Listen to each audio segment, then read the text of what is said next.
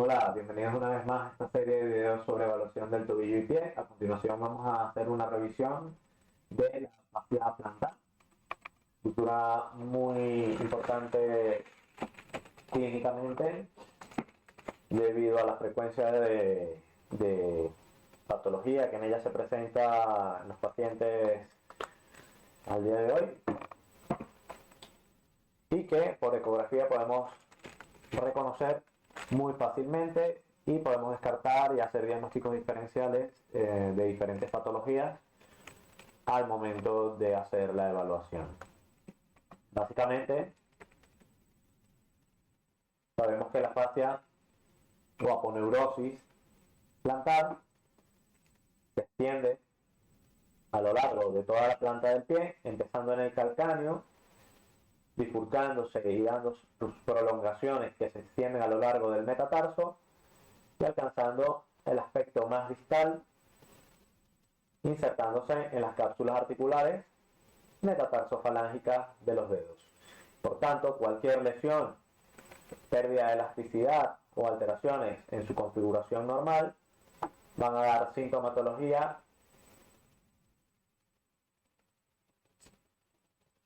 al momento de la mecánica del pie. Observen cómo por encima de la fascia sabemos que hay piel y tejido graso, pero también se ubican estas estructuras. Estoy señalando, corresponden a bursas propias, las bursas adventicias de los metatarsianos, y a su vez la bursa calcánea son estructuras que también pueden someterse a procesos inflamatorios por compresiones extrínsecas, por presencia de cuerpos extraños, por lesiones punzopenetrantes, y que es importante reconocer también durante la evaluación, puesto que colecciones o distensiones de líquido en ellas pudiesen ser objeto de tratamientos diferentes y modificar el enfoque terapéutico del paciente.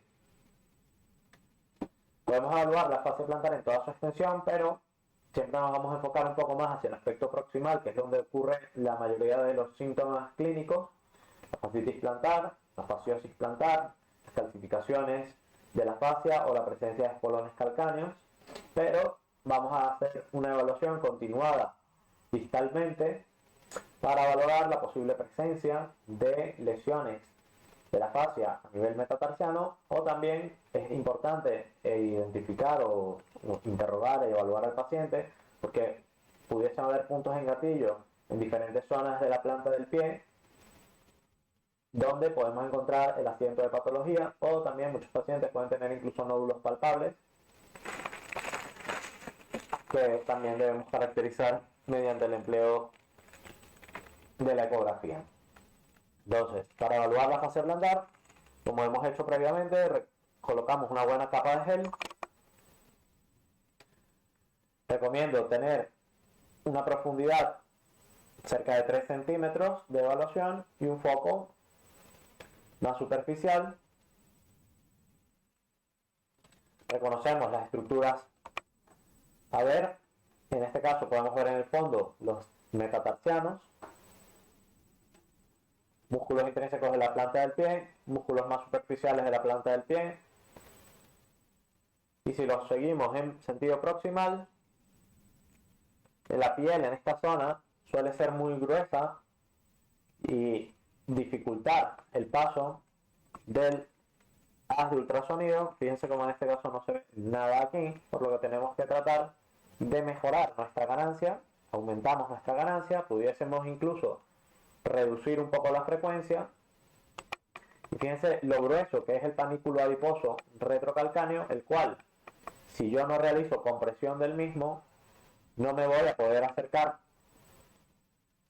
a la fascia plantar.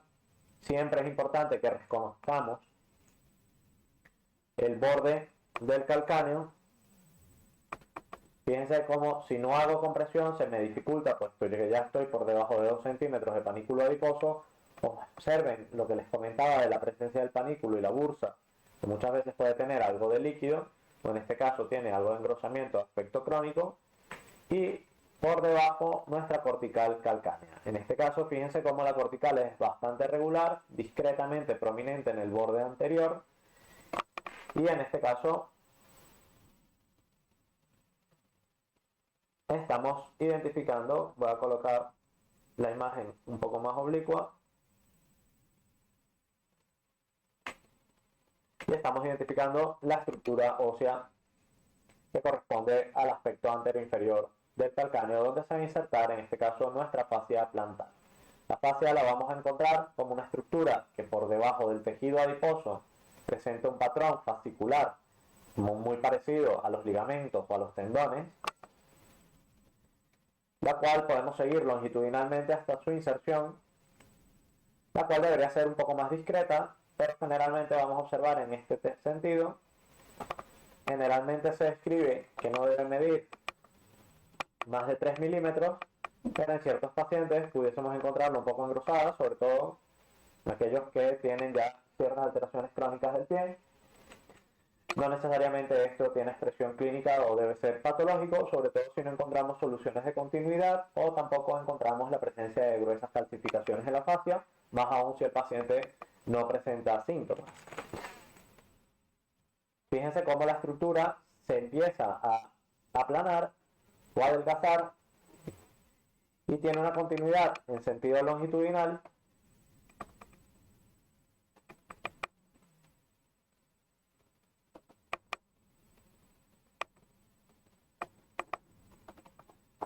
nuevamente.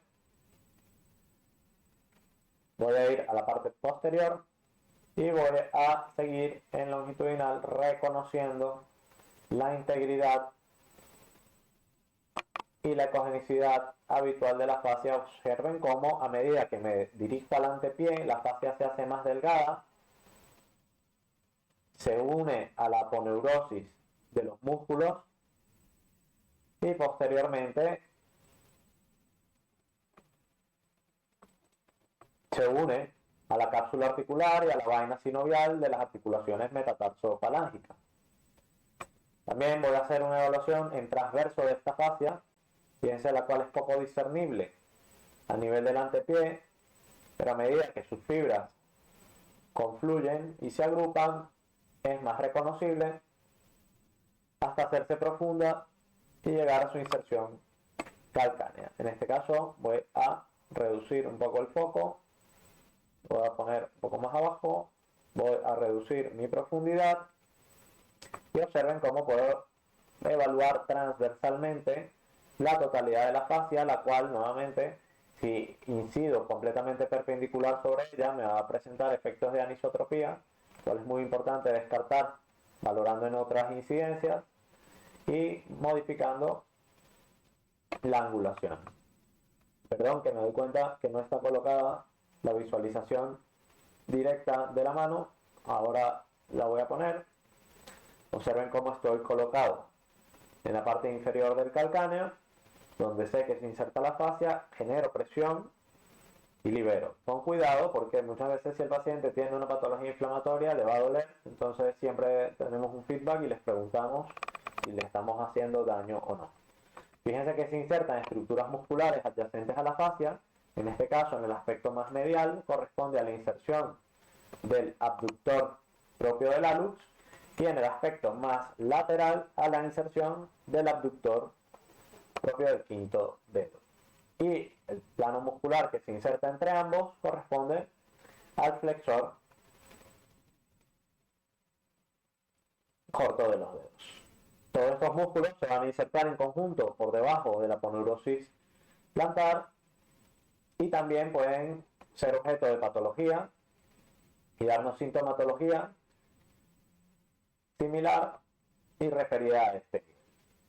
En cuanto a la presencia de descarte de nódulos intrafasciales, siempre es lo mismo, como les digo, es importante tratar de ubicarlos clínicamente y en el caso de no ser así, pues realizamos evaluaciones sucesivas de la fascia. Fíjense cómo realizo desplazamientos en longitudinal y a su vez traslaciones paralelas al plano longitudinal buscando alteraciones del grosor, focales o de la ecogenicidad en la fascia.